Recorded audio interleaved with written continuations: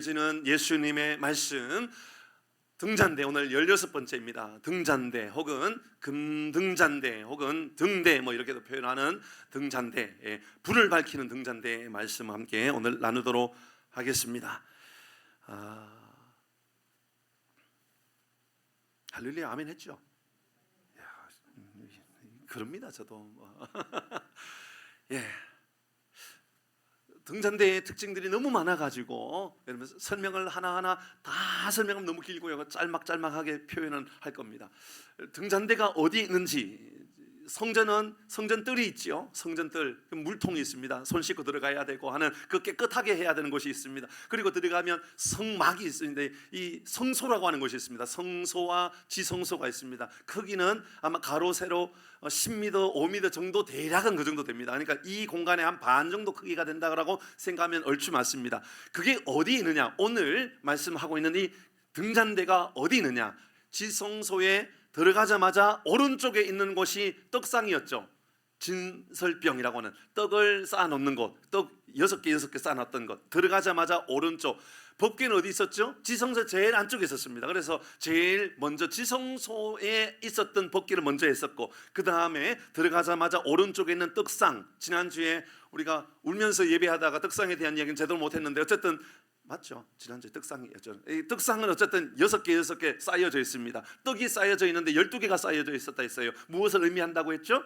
예, 이스라엘 백성들 혹은 그 12지파, 그러니까 우리를 의미할 수도 있다라는 거죠. 바로 우리가 그 떡상 위에 올려져 있는 사람들이다. 떡상은 예수 그리스도를 의미하고 그 위에 올려져 있는 우리는, 그러니까 예수님을 의미하고 또 우리의 삶을 의미하기도 한다. 근데 그 맞은편에 있었던 것, 그게 바로 오늘 등잔대입니다. 그림을 볼까요? 이렇게 생겼습니다. 예, 들어가자마자 떡상이 있었어요, 그죠? 이게 이제 지성소가 제일 안에 있고 성소가 안에 있습니다. 그러니까 오늘은 떡상이었습니다. 지난주 떡상이었습니다. 오늘 등잔대, 금등잔대였습니다. 다음 주 뭐 할 것 같아요? 저거 할 것 같아요. 저거 할 것 같아요. 예, 한번 보십시오. 이렇게 이제 생겼습니다. 금등잔대 이렇게 생겼습니다. 위치는 이 정도로만 보시면 됩니다. 좀 하나하나 생각해 보도록 할까요? 자, 창문이 있어요, 없어요? 있어요, 없어요? 창문이 없습니다. 그냥 문이 없어요. 들어가면 캄캄한 곳입니다. 이것을 우리가 모세의 마음으로 한번 헤아려 보십시다. 모세가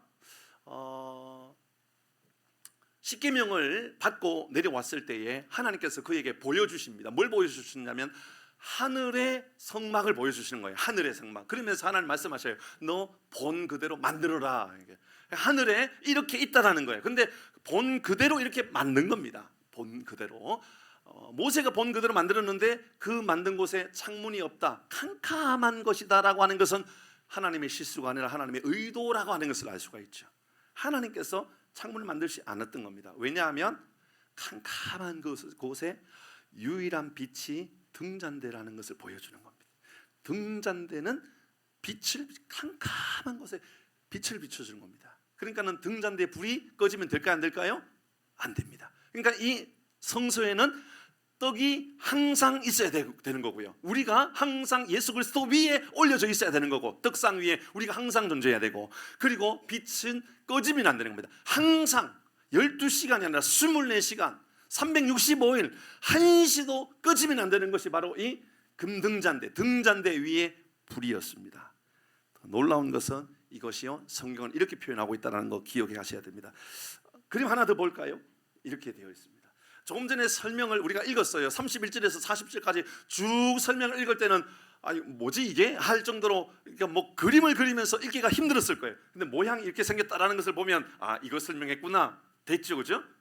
제가 하나하나 설명할 필요 없을 것 같습니다. 이렇게 만들어졌습니다. 살깃꽃 모양이 각 줄기마다 3개가 있고, 양쪽에 오른쪽에 3개, 왼쪽에 3개, 중간에 하나가 있고, 또 받침대가 있고, 이렇게 모양이 만들어졌다. 금으로 만들어졌고 1달란트로 만들어졌다. 금, 달란트로 만들어졌다. 여기까지입니다. 근데 이게 성경은 이렇게 표현하고 있습니다. 오늘 본문의 말씀 31절의 말씀을 보면 이렇게 표현합니다.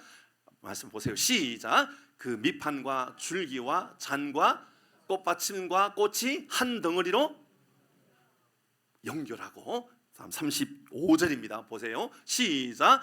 줄기와 연결하며 줄기와 연결하며 줄기와 연결하게 하고. 36절도 볼까요? 시작. 줄기와 연결하여 전부를 순금으로 쳐 만들고. 여러분, 이 말씀 가운데 5번 반복하고 있는 단어가 연결해 있다라는 거예요. 다 연결하고 있었다. 어떤 느낌이 들어요? 우리가 예수 안에 연결되어 있고 우리는 연결되어 있고, 공동체는 연결되어 있는 공동체입니다. 내가 사람 보고 교회 다니나 하나님 보고 다니지? 잘못된 말입니다. 우리는 사람 보고 교회 다니고 있는 겁니다. 하나님 보고 다니지만 하나님만 보고 있는 것이 아니라 성도를 통하여 하나님을 느껴야 되고, 나를 통하여 다른 사람들이 저 사람 보니까 예수님 믿는 사람 맞구나. 그러한 연결고리가 우리 모두에게 있어야 되는 거예요. 그러니 저는요, 우리 모두가 영적으로 다 닮은 사람이 되기를 바랍니다. 아멘 좀 해주세요. 좀 닮아야 돼요. 부부는 오래 살면 닮아요, 안 닮아요? 닮아요. 사진을 보면서 어떻게 이렇게 닮았냐고 이야기해요. 연애를 하도요, 닮아요. 닮았다고 그래요. 참 닮았다고 그래요. 저희 아내하고 저도요, 참 많이 닮았다고 그래요. 제가 볼 때는 안 닮았거든요. 다른 사람들 보면 닮았다고 그래요. 여러분, 부부가 오래 살면서 점점 안 닮아지면 안 돼요. 닮아져야 돼요. 좀 비슷해져야 돼요. 연결고리가 있어야 돼요. 연결 부분들이 있어야 돼요. 저하고 장로님하고도 좀 닮은 구석이 있어야 돼요. 장로님 맞죠? 닮아야 돼요. 여러분 저도 온순하고 장로님도 온유하고 우리 모두가 조금 더 부드럽고, 이게 모두가 좀 그랬으면, 예를 들어서 그래요. 제가 막 날카롭고 막 화를 잘 내고 막 분노를 잘하고 그러면 성도들도 어떨까요? 똑같아요. 저 그런 경우를 봤거든요. 그런 걸 봤어요. 오늘 아침에 당회하는데 장로님 뭐 별일 없으세요? 아유, 어제 원래 장로회 원래회 있는데 장로님들이 자꾸 장로님한테 임원하라 그런다는 거예요. 임원. 저도 장로님한테 장로님 임원 좀 하세요. 우리 교회가 섬겨되는데 장로님 임원 좀 하세요. 그러니까는 저도 안 하면서, 저도 할 마음이 없으면서 장로님한테는 하라고. 우리 이런 분위기인 거예요. 저는 이게 너무 좋아요. 이게 좋아요. 교회가 하나 된다라는 거, 연결된다는 게 얼마나 중요한지 모릅니다. 그래서 계속해서 연결되고 이러면 이 말씀 안에 핵심이 연결입니다. 이따가 이 말씀을 구체적으로 나누게 될 겁니다. 어떤 이들은 또 여기에 놀라운 비밀을 하나 이야기해요. 다른 성막의 기구들에는 있었는데 여기에는 표현되지 않고 있는 게 하나 있어요. 읽으면서 한 번도 사용되어지지 않았던 단어 있었어요. 지난주에도 있었고 그전에도 있었던데 처음에 이 성막 이야기할 때도 있었고 법계 이야기할 때도 있었고 떡상 이야기할 때도 있었는데 오늘은 나오지 않는 단어가 있어요. 뭘까요? 규빗이 안 나와요. 사이즈가 없어요. 맞죠? 제가 그 등잔대를 가져오려고 그랬어요. 사가지고 쿠팡에 팔더라고요. 진짜로 팔더라고요. 많이 비싸지도 않아요. 그 보니까는 이게 사이즈가 20cm더라고요. 그래서 제가 이걸 사가지고 보여주면 등잔대는 이렇게 생겼어요. 그러면 여러분의 생각 가운데 등잔대는 조그만했구나 이렇게 생각할까봐, 그거 보면서 여러분의 생각 가운데 등잔대는 조그만했네 이렇게 생각하면 제가 잘못된 걸 보여줄 것 같아가지고요, 살 수가 없었어요. 참고하시길 바랍니다. 사이즈가 없다라고 하는 것에 대하여 치수가 없다고 하는 것에 대해서 많은 학자들은 이렇게 표현합니다. 등잔대에 치수가 없는 것은 등잔대는 성령의 비추심, 성령의 나타나심에 대한 이야기인데 그게 어떻게 치수로 측량할 수 있느냐? 그것은 우리가 측량할 수 있는, 우리가 예측하고 측량할 수 있는 게 아니다. 그건 그분의 전적인 은혜와 능력으로 우리에게 역사하는 거다. 굉장히 공감이 되는 말씀이더라고요. 그러니까 치수에 대한 이야기가 없다. 뭐 그렇게 표현하고 있습니다. 이게 일반적인 이야기입니다. 그리고 또 5번째 이야기입니다. 벌써 이 특징에 대한 이야기를 하고 있는데 5번째 특징은 뭐냐 하면 31절을 볼까요? 31절입니다. 보겠습니다. 시작. 어떻게 만들으라고요? 쳐가지고 만들으라 그래요. 두드리라고 하는 거예요. 그렇죠? 망치 가지고 때려 가지고 만들으라고 해요. 근데 이게 한 번으로 끝나지 않아요. 36절이라는 말씀에 보면 조금 전에 읽었던 말씀 뒷부분입니다. 36절 시작. 전부를 순금으로 어떻게 하라고요? 쳐 가지고 만들어라. 어떤 생각이 들어요? 연단, 단련, 재련을 해야 된다. 때려서 만들어야 된다.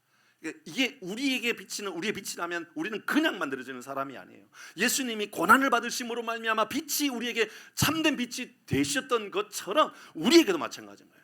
예수님 성육신 하심으로 말미암아 빛이 되셨던 것처럼 우리에게도, 우리의 삶도 마찬가지인 거예요. 그냥 우리가 빛이 비춰지는 사람이 아니에요. 우리는 훈련받아야 될 사람, 노력해야 될 사람, 헌신해야 될 사람, 손해봐야 될 사람, 우리는 더 많이 여러분 수고해서 욥기에 나오는 것처럼 우리는 점검과 같이 나가기를 원한다면 우리는 단련받아야 될 사람, 우리는 수고해야 될 사람이라는 것을 알려주고 있습니다.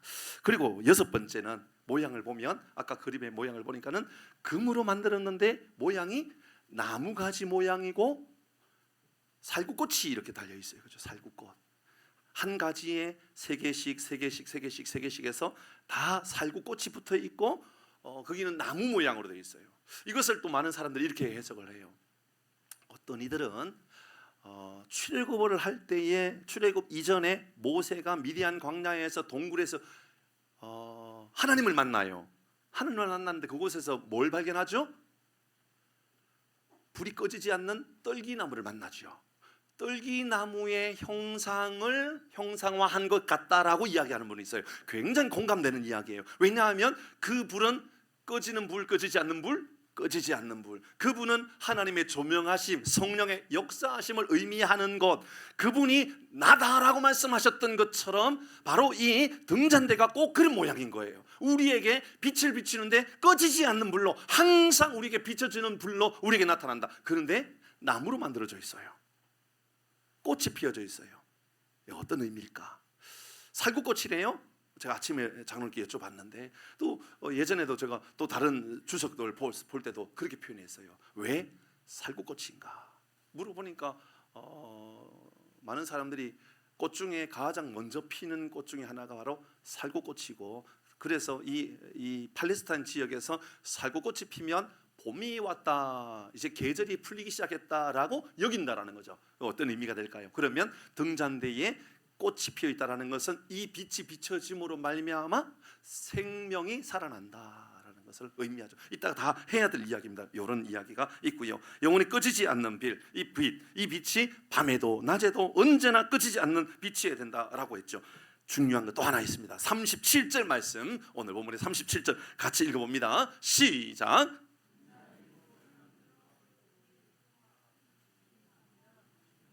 다시 있습니다. 37절 시작. 등잔 7을 만들어 그 위에 두어 어디를 비추게 한다고요? 어디예요? 앞에 뭐 있어요? 앞에 뭐 있죠? 떡상이 있었던 거예요. 떡상. 그러니까 이 등잔대는 어디에 비치느냐면 떡상을 비추고 있는 거예요. 떡상은 누구라고 했죠? 떡상은 예수 그리스도. 그 위에 있는 떡은 누구를 의미해요? 우리 그리스도인. 그러니까는 이 빛이 바로 세상에 비추어져야 될 빛이고 우리를 향하여 비추어져야 될 빛이라고 하는 것을 의미한다. 자, 이런 특징을 가지고 있습니다. 그래서 어쩌잔 말입니까? 그래서 이 말씀을 통하여 우리는 어떻게 살아가야 됩니까? 8가지를 제가 말씀을 드렸어요. 사실은 이 8가지를 다 적용할 수는 없지만 2가지는 핵심적으로 모두 연결되어지는 말씀이기 때문에 2가지만 말씀을 나눌 겁니다. 첫 번째는 이 등잔대, 성수 안의 등잔대는 유일한 빛이라고 하는 것을 우리에게 보여줍니다. 예, 모세를 통하여 하나님께서 말씀해 주셨던 이 빛은 이 성막은 우연히 만들어진 것도 아니고 그가 생각해서 만들어졌던 것도 아닙니다. 하나님께서 모세에게 이렇게 만들라고 했는데 빛이 없습니다. 캄캄한 곳입니다. 이곳에는 아예 빛이 존재하지 않습니다. 그러나 등잔대가 있음으로 인하여 환하게 비춰지는 빛이지요. 세상에는 다양한 빛이 있습니다. 어떤 사람들, 선한 사람들, 정치인들, 혹은 학자들, 혹은 또 뭐 철학자들, 이런 사람들이 많이 있지요. 그것도 빛이 될 수 있습니다. 그래서 그런 사람들에게 물어봅니다. 이 시대의 원로들에게 어떤 물어요? 정치 원로들, 혹은 또 사회의 교수들, 원로들에게 물으면서 우리가 어떻게 우리 사회가 좋은 사회가 될 수 있느냐 묻습니다. 그러나 그 빛은 그럼 진리가 아닌 거예요. 그건 틀릴 수 있는 빛이고요. 그 빛으로 인하여 사회가 잘못된 길로 갈 수도 있는 거예요. 예를 들어 보면 예전에 우리는 우리 사회에 산하 출산 제한이라고 하는 것을 했어요. 정치는 그것이 옳다라고 여겼고 그래야 우리는 굶어 죽지 않는다고 그랬다고요. 그런데 그 국책은 잘된 국책이었습니까? 잘못된 국책이었나요? 잘못된 거 다 알고 있지요. 예, 산하를 제한한다. 그것은 우리나라의 가장 어려운 사회를 만들 수 있는 위험성이 있는 것 우리가 알 수 있죠. 예, 그렇습니다. 그렇듯 우리는 세상이 가르쳐주는 빛이라고 생각하고 진리라고 생각했던 그 가운데는 잘못된 게 얼마나 많이 있는지 모르는 겁니다. 한 가지 더 생각할 것은요, 우리 교회가 이번 주에 라면을 이제 400박스를 나누어 주게 됩니다. 400박스나 나눠줘요. 이건 뭐 큰 겁니다. 돈으로 따지면 거의 뭐 한 500만 원 가깝게 돼요. 왜냐면 그것도 그거지만 그 다음 주에 우리 성탄절에도요, 또 장학생들이요 10명 정도 나눠주는데 이것도 한 400만 원 든단 말입니다. 작지 않거든요. 그러니까 한 우리 12월 달에 사회에 우리가 나누어 주기 위해 한 1,000만 원 정도 쓴단 말입니다. 그러면 여러분들이 생각할 때는 그래도 내가 드리는 헌금이 좋은 데 쓰여지니까 좋겠다라고 생각할지 모르지만, 이러면 이것은 죄송하지만 참 빛이라고 말할 수는 없습니다. 왜냐하면 교회가 아니어도 할 수 있어요, 없어요? 있거든요. 그러니까는 그 빛이 진리의 빛은 아니에요. 그냥 빛인 거죠. 그냥 빛인 겁니다. 이따가 이야기를 또 한 번 더 해야 될 일이 있습니다.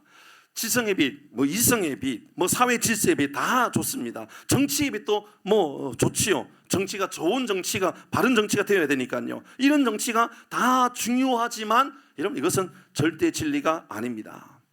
고린도전서 2장 14절의 말씀에 보면 이렇게 말씀합니다. 육에 속한 사람은 하나님의 성령의 일들을 받지 아니하나니. 그렇습니다.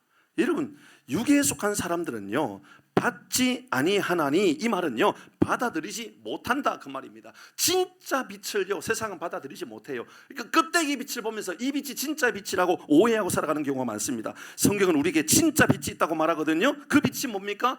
시편 119편 105절, 얼마나 유명한 말씀인지 모르고 이 말씀은 누구나 다 기억해야 될 말씀입니다. 한번 띄워주시지요. 시편 119편 105절의 말씀, 시작. 주의 말씀은 내 발의 등이요 내 길의 빛입니다. 주의 말씀, 누구의 말씀이요?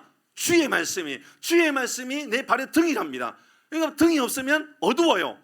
실족하는 이유는요 빛이 없어서 그런 거예요. 넘어지는 이유는요 빛이 없어서 그런 거예요. 내 삶에 빛이 비춰져야 되는 이유는 그 빛 때문에 우리가 바른 길로 갈 수 있기 때문에 라고 말씀하고 있는 거예요. 그러니까 주의 말씀이 빛이래요. 주의 말씀이 빛이래요. 잘 기억하셔야 돼요. 예수님이 이렇게 말씀합니다. 요한복음 1장 9절입니다. 요한복음 1장 9절에 참빛 곧 세상에 와서 각 사람에게 비치는 빛이 있었나니. 빛이 있는데 다양한 빛이 있다. 그러나 참빛, 그분은 예수님이시다. 참빛이 있다. 그분이 예수님이신데 그분이 세상에 비치는 빛이다. 그러니까 주의 말씀은 예수님께서 주신 메시지이고 예수님의 삶이고 예수님으로 말미암는 구원의 빛, 그게 진짜 빛이다 라고 하는 것을 알려주는 거죠. 그렇습니다. 여러분, 거짓된 빛에 넘어가면 안 돼요. 사람들은요, 육에 속한 사람들은요 이것을 이해를 못해요. 여러분, 이것을 이해할 거라고 생각하지 마세요. 이해를 못해요. 하나님께서 우리에게 주시는 진짜 빛은요 예수님이 빛이에요. 예수님 빛. 이 빛이 내게 비치고 있는가를 이제 질문해야죠. 이 빛이 우리 교회에 비춰주지 않으면 우리 교회도 끝난 겁니다. 저는 그렇게 생각을 해요. 제가 목회를 잘하고 못하고 문제도 아니고요. 제가 때로는 설교하다가도 저도 제가 설교하다가 제 문맥을 잃어버릴 때가 있어요. 그래서 내가 뭘 얘기하고 있지 이럴 때가 있거든요. 여러분, 그렇다 할지라도 여러분 잊지 말아야 될 것은 빛은, 참된 빛은 예수님입니다. 예수님. 여러분, 설교 들으러 교회 오지 마시고요 말씀대로 살려고 교회 가야 돼요. 그게 내 삶의 빛이 되는 거거든요. 내 삶을 바른 길로 안내하는 거거든요. 이게 내 빛이 내게 비치고 있는가. 여러분, 찬송가 조금 전에 우리가 445장 찬송했잖아요. 태산을 넘어 험곡에 가도 찬송이 있는데 2절 찬송 볼까요? 2절 찬송에 캄캄한 밤에 다닐지라도 주께서 나의 뭐가 된다고요? 길 되시고. 같이 합니다. 나에게 시작. 나에게 밝은 빛이 되시니 길 잃어버릴 염. 그렇습니다. 나에게 밝은 빛이 되는데요, 길 잃어버릴 염려가 없는 이유는요, 예수님의 빛이라고 믿어야 돼요. 우리가 좋은 일을 하고 있으면 우리는 빛을 비치고 있다, 아니라고요. 예수님의 빛이 진짜 빛인 거예요. 생명의 빛인 거예요. 그래야 길을 잃어버리지 않는 거거든요. 3절 찬송 이렇게 찬송합니다. 3절에요 광명한 그 빛 같이 합니다. 시작. 광명한 그 빛 마음의 바다 찬란한 천국 바라보고 할렐루야를 힘차게 불러 날마다 빛에 걸어가는 여러분 되기를 바랍니다. 아멘. 유일한 빛, 예수님이 유일한 빛입니다. 기억하십시오. 참 빛은 예수님입니다. 선한 행동이 아니에요. 두 번째입니다. 이거 여기까지만 할 거예요. 두 가지만 할 겁니다. 등잔대는요, 오늘 본문의 말씀을 통하여 연합이 중요하고 꺼지지 않는 게 중요하다는 것을 이야기를 하고 있어요. 맞죠? 연합과 꺼지지 않는 불. 기억해야 되는 것은요, 그거예요. 이 빛은 유일한 빛이요, 꺼지지 않는 빛이요, 연합을 이루는 빛이어야 된다. 우리 모두는 연합을 이루어야 되는데, 우리도 연합을 이루고 하나님과 우리의 관계도 연합을 이루어야 된다. 항상 우리는요, 연합을 생각하는 교회가 되어야 돼요. 여러분, 우리 교회가 좋은 교회가 된다라고 하는 것은요, 좋은 조직을 갖추고 있다가 아니에요. 좋은 조직이요, 교회를 건강하게 하는 게 아니라고요. 좋은 조직이어도요, 여러분 얼마나 불편하고 어려운 일들이 생길지 몰라요. 왜냐하면 우리 모두는 다 다르기 때문에 그래요. 때로는요, 어떤 사람은 틀린 말을 하고 틀린 행동도 할 수 있어요. 이렇게 우리는 다 다른 사람들이라고요. 성경은 우리가 하나 되어야 한다는 말을요, 얼마나 많이 하고 있는지 몰라요. 예수님께서 요한복음 14, 15, 16장을 통하여서 여러분 보혜사 성령이 임하게 되면 포도나무 비유를 통하여서 우리 하나님은 농부시고 우리 예수님은 그 나무시고 그곳에 우리는 다 붙어 있어야 된다라고 말씀하시면서 너희가 내 안에 거하고 내가 너희 안에 내 말이 거하면 우리가 무엇을 구하든지 하나님께서 응답하신다라고 말씀하셨죠. 그렇습니다. 하나됨을 이야기하는 거예요. 농부신 하나님 안에서 우리는 항상 하나되는 모습이 있어야 된다. 여러분 부탁드립니다. 편 나누지 마세요. 나누는 건 가장 안 좋은 거예요. 사회도요, 지난주에 제가 40분 설교 중에 30분 울다가 그냥 찬양하다가 마쳤던 건요, 한 가지예요. 하나님 이 나라의 분열은 하나님이 우리에게 말씀하시는 게 아니라고요. 항상 우리는 분열의 역사가 아니라 하나님 연합의 역사, 하나님의 역사를 우리에게 주옵소서. 그래야 된다고요. 여기에 대해서 강조하고 있는 말씀을 보면요, 고린도전서에도 말씀하고 있고요, 사랑장의 이야기도 말씀하고 있고요, 그 전에 말씀 나오고요, 갈라디아서도 말씀하고요, 에베소서에도 말씀하고요. 얼마나 많은 곳에서 하나됨, 연합, 교회는 하나다, 우리는 생명이다, 예수님 안에 우리는 붙어 있어야 된다, 예수님 안에 우리는 가지다, 예수님이 머리이시다, 우리는 그의 가지가 되어야 된다, 유기적인 관계를 만들어야 된다, 그렇게 말씀하고 있는데 우리는 혹시나 그렇지 못할 때가 있지는 않는가 돌아봐야 되는 거예요. 에베소서 말씀은요, 아주 저는 이번에 묵상하면서 이 말씀은 지의 심장을 때리는 말씀이었고요, 이 말씀대로 한번 살아봐야 되겠다는 생각을 가지게 했어요. 에베소서 4장 2절 3절입니다. 2절 말씀 같이 읽습니다. 시작. 온유로 하고 오래 참음으로 사랑 가운데서 서로 용납하고. 자 잠깐만요. 모든 겸손과 온유와 오래 참음으로 사랑 가운데 서로 용납하고. 이해 못할 거 없지, 그죠? 다 이해 못할 거 없어요. 이해 못할 건 없는데 이렇게 살기는 어려워요. 그게 문제예요. 3절 말씀도 봅니다. 이렇게 살아가기 위해서 어떻게 하라고요? 3절 시작. 평안에 매는 줄로 성령이 하나 되게 하신 것을 힘써 지키라. 성령이 하나 되면 어떤 일이 일어나느냐? 평안에 매는 줄로 하나가 된다 그 말이에요. 하나 되지 못하는 이유는 성령의 사람이 아직 안 되었다 그 말이에요. 성령의 사람이 되면요, 여러분 이 말씀의 세 번역을 보면요, 기가 막혀요. 세 번역은요, 우리에게 아주 강하게 이 말씀을요, 이렇게 난도질하듯이 우리의 마음을 막 찢어 놓아요. 보셔야 돼요. 같이 있습니다. 2절 세 번역입니다. 같이 있습니다. 시작. 어떻게 하라고요? 어떻게 하라고요? 깍듯이 해라고요. 깍듯이. 사랑과 온유, 특별히 겸손과 온유함으로. 겸손하면 내 말이 클까요? 상대방의 말이 클까요? 상대방이 크지요. 여러분 온유함으로 따뜻하게 대하라고 이야기했어요. 그게요, 여러분 오래 이 겸손과 온유함으로 하라고의 이 말 안에는 깍듯하게 대하라. 그 다음에 이어서 오래 참음. 시작. 서로 용납하십시오. 서로 용납하십시오. 상대방을 이해를 못하니까 용납하는 거죠. 이해하는데 어떻게 용납합니까? 맞죠? 생각해 보세요. 이해가 안 되기 때문에 용납하라 그러는 거지. 이해가 되면 용납하라는 말이 필요해요? 필요 없어요? 필요 없죠. 필요 없어요. 이런 부부 관계에 싸워요. 싸우는 그들에게 용납하라고 말하는 것은 그러면 싸우니까 용납하라는 거예요. 싸우지 않으면 용납하라고 하는 말이 필요가 없어요. 그러니까 용납하는 사람인가를 봐야 되는 거예요. 우리가 더 무서운 말 3절입니다. 3절 시작. 성령이 여러분을 평화의 띠로 묶어서 하나가 되게 하신 것을 힘써 지키십시오. 그러니까는 여러분 우리가 평화의 띠로 하나가 된 게 하는 것은 내 의지가 아니라 성령의 역사라고 하죠. 성령께서 이렇게 하는 거라고 말씀하고 있습니다. 잘 기억하십시오. 성경은 우리에게 성령의 말하게 하심을 따라 말하는 성령의 입술을 가지고 살아가는 말이 있고요. 또 어떤 말이 있느냐면 바른 말이지만 거짓된 말은 뭐 말할 필요도 없잖아요. 그러니까 바른 말입니다. 옳은 말입니다. 그러나 옳은 말인데 하나님이 주는 말이 아닌 사단이 주는 말이 있어요. 기록해 놓아야 돼요. 기억하고 있어야 돼요. 성령의 말하게 하심을 따라 말하는 말이 있고요. 바른 말이지만 바른 말이면 성령께서 내게 말하는 게 하는 거 아니냐고. 아니요. 바른 말인데 사단이 내게 그 말을 하게끔 하는 경우가 있다고요. 그 이야기를 하려고 그래요. 예수님께서 사람들에게 물어요. 야, 너희들 사람들이 나를 누구로 하느냐? 그러니까는 제자들이 하는 말이 예수님, 사람들이요 예수님을 어떤 이들은 세례 요한이라고, 어떤 이는 엘리야라고, 어떤 이는 예수님을 바로 선지자라고 말합니다라고 이야기합니다. 그때 베드로에게 예수님께서 그러면 너희는 나를 누구로 하느냐? 너희는 내가 누구냐라고 물었을 때 베드로가 했던 이 말이 기가 막힌 말이었고 교회가 세워질 말이 되었어요. 뭐죠? 주는 그리스도시요? 이 말은 뭐 제가 한 6년 동안 얼마나 많이 했던 말인지 몰라요. 주는 그리스도시요 살아계신 하나님의 아들입니다. 이 말을 했어요. 그 말에 예수님께서 말씀하셔요.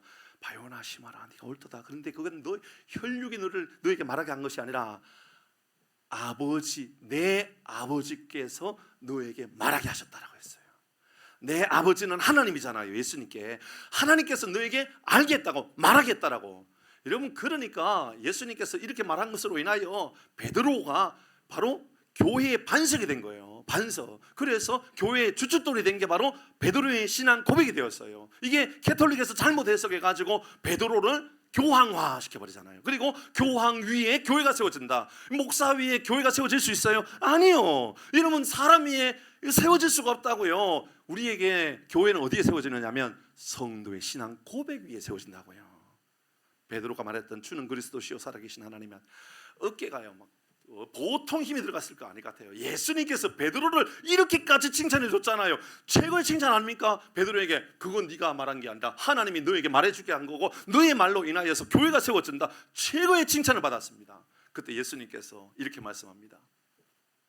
나는 이제 죽으러 간다. 나는 이제 죽으러 간다. 제사장들 사람들이 나를 붙잡아가지고 나를 매질하고 내가 고난을 받고 죽게 되고 이로 인하여 사흘 만에 내가 다시 부활하게 된다. 세상에 이 말을 듣고 베드로가 화가 난 거예요. 얼마나 화가 난지 볼까요? 말씀을 보겠습니다. 베드로는요 마가복음 8장 31절에서요 그 상황을 이런 상황이라고 말합니다. 31절 같이 읽습니다. 시작. 인자가 많은 고난을 받고 장로들과 대제사장들과 서기관들에게 버림받아 죽임을 당하고 사흘 만에 살아나야 할 것을 비로소 그들에게 자, 이 말씀과 주는 그리스도의 살아계신 하나님의 아들입니다의 시차가 있어요 없어요? 없어요. 그냥 같은 시간대에 같이 이야기하고 있는 중이에요. 그러니까는 지금 뭐 1시간 전도 아니고요 30분 전도 아니고요 1분 전도 아니고 그냥 지금이에요. 지금 그렇게 칭찬받았던 베드로, 그에게 예수님께서 내가 죽는다 가르쳐 줬어요. 32절 베드로의 모습입니다. 시작. 드러내놓고 이 말을 하시니 베드로가 예수를 붙들고 항변하며 이 말이 여러분에게 어떻게 다가서는지 잘 모르겠어요. 예수를 붙들고 항변했다 이렇게 말하고 있어요. 세 번역에 보니까 이렇게 말하고 있어요. 잡아당기면서 항의했다. 예수님을 붙잡고 흔들면서 예수님 뭔 말입니까 지금 막 흔들고 있는 거예요. 공동 번역은 더 재미있습니다. 예수님을 붙잡고 벌쩍 뛰면서 말했다 이렇게 이야기하고 있어요. 자, 베드로가 항변했어요. 예수님 무슨 말씀입니까? 예수는 왜 죽으시려고 합니까? 예수는 왜 십자가 죽으십니까? 자, 그 말 베드로의 말은 베드로가 볼 때에 맞는 말입니까? 틀린 말입니까? 맞는 말이죠. 내가 예수님 보호해야 되는데, 예수님 제자인데, 예수님 지켜야 되는데, 예수님 죽으시러 간다 하는데, 죽으시러 간다 하는데 내가 어떻게 모르는 척해요? 지켜야죠. 예수님 지키겠다고 그래요. 나 예수님 지키겠다고. 근데 예수님이 베드로의 이 항변하고 예수님 바지를 붙잡고 팔을 붙잡고 막 흔들면서 예수님 지금 어디로 죽으러 가신다고 그러냐고, 예수님 그러시면 안 된다고. 여기는 정치적인 어떤 이유가 있어요. 그러나 그것을 뛰어넘어서 예수님 이렇게 죽으러 간다 할 때 예수님 바른 말씀이었고 베드로도 바른 행동을 하고 있어요. 바른 행동을 하고 있다고요. 예수님께 항변하는 거 바른 행동이라고요. 예수님은 이렇게 말씀해요. 여기에 대해서 33절 중요합니다. 시작. 예수께서 돌이키사 제자를 보시며 베드로를 어떻게 했다고요? 꾸짖으시며 이르시되 시작. 됐습니다. 시차에 차이가 있는 것도 아니고요. 조금 전에, 아니 지금 대화 속에 예수님께서 야 바요나 시몬아 너 대단하다, 너에게 말한 것은 하나님께서 너에게 알려주신 거다 실컷 말씀하시고 오만 칭찬 다 하고 나서는 베드로가 하는 말이 사단은 물러가라. 그럼 도대체 몹시요? 베드로가 잘못된 말을 했습니까? 베드로가 실언한 겁니까? 아니요. 베드로도요 예수님을 위한다라는 마음을 가지고 말했을런지도 모르지만 문제는 예수님의 사역과는 아무런 상관없었다라는 것이죠. 그것은 철저하게 베드로 중심적인 생각이었던 것이지 예수님의 중심적인 생각이 아니었던 거예요. 베드로 중심적인 생각이었다는 것은 내가 예수님 따라다니는데 예수님 갑자기 죽으시면 내가 어디에 거합니까? 예수님 죽으시면 안 됩니다. 나는 영원토록 예수님 따라다니기 때문에 예수님 계셔야 됩니다. 그러니까 철저하게 내 입장인 거죠. 예수님 입장 볼까요? 예수님 죽으셔야 되는 거거든요. 그러니까는 내 입장이 옳아요, 내 입장은 발라요, 이런 행동이 예수님에게도 유익이 될 것처럼 보여요. 그렇다 할지라도 예수님의 마음, 예수님께서 주시는 마음은 예수님께서 베드로에게 야 그건 사탄이 너에게 말하게 한 거다라고 말씀하고 있어요. 그러니까 거짓말만 사탄이 말하게 하는 게 아니라는 거예요. 어떤 사람 이런 사람 있잖아요. 나는 없는 말 안 해 사람 있어요. 나는 거짓말 안 해 그러면서 진짜 말하는데 마음을 막 썩게 하는 거예요. 마음을 막 고통이 주는 거예요. 내가 언제 거짓말 하는 거 봤어? 내가 언제 틀린 말 하는 거 봤어? 라고 말하는데 그 사람의 마음은 막 썩어지는 거예요. 하나님께서 하셨단 말이라고 말하지 마세요. 하남교회에 있을 때에 여전도에 그런 분이 계셨어요. 젊은 분이에요. 남편이 교통사고로 많이 다쳐가지고 어려움이 많았는데 그것으로 인하여 늘 마음에 상처가 많아요. 하나님께서 나에게 이렇게 힘들겠다라고 그러면서 언제나 그래요. 교회에 어린아이들 유모차에 끌고 부모님이 막 교회에 항의를 해요. 우리 예배를 방해하기 위해서 왜 유모차를 가지고 오냐고. 그러려면 그냥 저 사무실에 가서 예배 드리지라고 말하면서 막 말은 맞아요. 잘 들어오면 유모차 태우고 왔으면 사무실 가서 예배 드리면 좋죠. 근데 그게요 이에게는 바른 말이지만 항상 항변의 말이, 항상 다툼의 말이, 늘 싸움의 말이.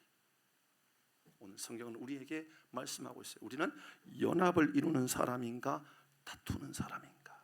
사랑하는 교회 여러분, 바람말 하려고 하지 마시고 예수님께서 우리에게 주시는 성령의 말을 하고 살아가는 복이 있기를 주의 이름으로 축복합니다. 이런 가정을 살리는 방법도 마찬가지입니다. 우리의 가정뿐만 아니라 우리 교회도 마찬가지입니다. 저는 이 말씀을 묵상하면서 저희 아내와 저희 관계를 생각해 보았어요. 저희 아내하고 저하고 싸울까요? 안 싸울까요? 그러지 마세요. 안 싸운다 그랬잖아요. 안 싸웁니다. 우리는 이미 이제 그 단계는 뛰어넘었어요. 언제 싸웠느냐 하면 결혼하고 한 6, 7년 동안에는요 정말 이종 격투기를 보는 것 같았어요. 뭐 주먹 가지고 막 싸우고 이런 건 아니지만 입으로요 얼마나 심하게 싸웠는지. 저는 집에서 자다가 제 평생 전도사로서 한 번도 경험해 보지 못했던 가위 눌림을 경험했다니까요. 두려웠어요. 저희 집사람이 저를 목졸 놓는 줄 알았어요. 눈이 떠져졌는데 저희 집사람이 없고요, 제 몸을 움직이지 않더라고요. 영적으로 눌림이 있던 거예요. 그런 상황에 우리 집사람은 저에게 이야기를 했어요. 나는 당신하고 갈라서야 되겠다고, 같이 못 살겠다고. 늘 그런 관계였다고요. 지금은 안 싸워요. 저 아침 일부 예배 때 물어봤어요. 여보, 당신하고 나하고 싸운 일이 언제였지? 하니까는 우리 집사람도 모르고 저도 모르겠어요. 언제 말다툼이나 언제나 서운함의 마음을 언제 가졌었는지를 생각해보니까 기억이 안 나요. 이제 제가 왜 이런 자랑을 하는 줄 아시지요? 여러분 삶을 돌아보셔야 돼요. 그러면 저는 우리 집사람한테 서운한 일이 없을까요? 우리 집사람은 저한테 서운한 일이 없을까요? 왜 없겠어요? 그런데 에베소서의 말씀을 돌아보십시오. 우리는 겸손과 온유함으로 상대방에게 우리가 얼마나 친절을 다하고 있는지, 연합을 위하여 얼마나 애쓰고 있는지를 돌아보게 하시는 말씀이라는 거예요. 조금만 더 노력해 가셔야 된다, 그 말입니다. 이를 위해서요, 저희 집사람하고 저하고 했던 약속이 있었어요. 뭐냐 하면 결혼 초기에 존대어를 쓰자 했었어요. 존대어를 쓰자. 존칭어를 쓰되 존대어를 쓰는 거예요. 항상 말을 이렇게 함부로 말하지 않는 거예요. 특히 평소에 존대어를 쓰지 않다가도 서운한 말이 있거나 불편한 말이 있으면 존대어를 써요. 그러면 싸울 수가 없어요. 왜냐하면 감정적으로 가다가 이성적으로 이것을 해결할 수 있는 능력이 생기거든요. 기억하셔야 돼요. 어떻게 하든지 우리는 연합을 이루고 하나 되기 위하여. 그러니까 이 등잔대에 가장 강조 많이 하고 있는 것은 연결하라, 연결하라, 연결하라, 연결하라. 하나님과 연결하고 우리가 연결하고. 그러니까 빛은 그냥 비춰주는 게 아니라 연결해서 나타나는 거다. 두 번째, 한 가지만 더 빨리 보고 마쳐야 되겠어요. 그럼 우리는 어떻게 우리가 서로 다른 우리가 연결되고 줄 수 있을까요? 그것은 꺼지지 않는 불이 우리에게 비춰질 때 가능한 거예요. 빛이 항상 꺼지지 않도록 하는 거예요. 떡상에 떡을 향하여서 빛이 항상 비춰지는 거죠. 여러분 기억하십시오. 성령의 빛이 여러분에게 항상 비춰지기를 바랍니다. 말씀의 빛이, 은혜의 빛이 항상 꺼지지 않고 여러분에게 비춰지기를 바랍니다. 사사기 말씀을 통하여 우리가 보았지요. 여러분 그들이 왕을 달라고 외청합니다. 왜 왕을 달라고 그럽니까? 왕이 없어서 그런 게 아니에요. 하나님을 왕으로 인정하지 않았기 때문에 그런 거예요. 내 속인 대로 옳은 대로 행동했던 이유는 하나님은 내 하나님이라고 여기지 않았다라는 거죠. 요한복음 8장 12절 말씀 볼까요? 요한복음 8장 12절 시작. 예수께서 또 말씀하여 이르시되 나는 세상의 빛이니 나를 따르는 자는 어둠에 다니지 아니하고 어떤 빛을 얻는다고요? 그래요. 예수님의 빛을 얻을 때 생명의 빛을 얻게 되는 거예요. 그 빛이 비춰지면 생명이 살아난다는 거예요. 그 빛이 비춰지면요 봄이 오게 되는 거예요. 여러분 우리 계절이 보면요 조금만 지나면 오잖아요. 지금 12월이잖아요. 2달 3달만 지나면요 꽃이 펴요. 계절이 보면 와요. 우리의 영혼의 봄은 그렇게 오는 게 아니잖아요. 시간 지나면 계절 봄이 우리의 영혼의 봄이 옵니까? 아니요. 예수의 빛이 우리에게 비춰질 때, 복음의 빛이 비춰질 때 우리의 영혼의 봄, 우리 인생의 봄이 오는 줄 믿으시기 바랍니다. 예수님은요 생명의 빛이기 때문에 그래요. 다음에요 요한복음 3장 21절에는 이렇게 말합니다. 진리를 따르는 자는 빛으로 오나니 그분은 진리라고 말씀하고 있습니다. 자, 여기까지만 말씀하고 마무리하려고 합니다. 빛이 없으면 어떻게 되죠? 어두죠. 그러니까 어두운 건 저도 알아요. 캄캄해져요. 그러면 우리는 어떤 삶을 살게 될까요? 길 잃어버리게 되는 거죠. 방황하게 되는 거죠. 혼돈에 빠지게 되는 거죠. 트러블이 일어나기 시작하는 거죠. 불편하기 시작하는 거죠. 빛이 없기 때문에 그런 거예요. 세상이요 무질서해지는 이유는 빛이 없어서 그런 거예요. 우리의 책임이 더 큰 거예요. 말씀을 읽어볼까요? 창세기 1장 2절입니다. 시작. 땅이 혼돈하고 공허하며 흑암이 깊음 위에 있고 하나님의 영은 수면에 우명하시는. 땅이 혼돈하고 공허했어요. 왜요? 흑암이 깊음 위에 있었어요. 왜요? 3절 말씀해 보니까 하나님이 이르시되 빛이 있으라 하시니 빛이 있었고 빛이 없었기 때문에 공허하고 혼돈하고 그런 삶이 살았던 거죠. 목회 현장인 교회를 생각해 보았습니다. 한국 교회를 생각해 보고 또 저를 생각해 보고 우리를 생각해 보았습니다. 저의 목회가 잘 되는구나 안 되는구나, 목회가 참 은혜가 있구나 없구나, 그것은 우리가 얼마나 많이 모이느냐가 아니라, 얼마나 좋은 조직을 가지고 있느냐가 아니라 빛이 내게 비치고 있느냐. 생명의 빛이 여러분에게 비춰지면 우리는 생명이 살아나게 되는 겁니다. 우리 사회도 마찬가지인 거예요. 여러분, 이 빛을 선한 행실의 빛으로 이야기하지 마시고 구원의 빛, 진리의 빛, 참빛이신 예수님이 내게 비춰줌으로 인하여 영원한 생명이 살아나게 되는 놀라운 은혜가 임하기를 주의 이름으로 축복합니다. 아멘. 찬양할까요? 바꿨어요. 주만 바라볼지라 찬양하려고 하다가 조금 전에 앞에 했던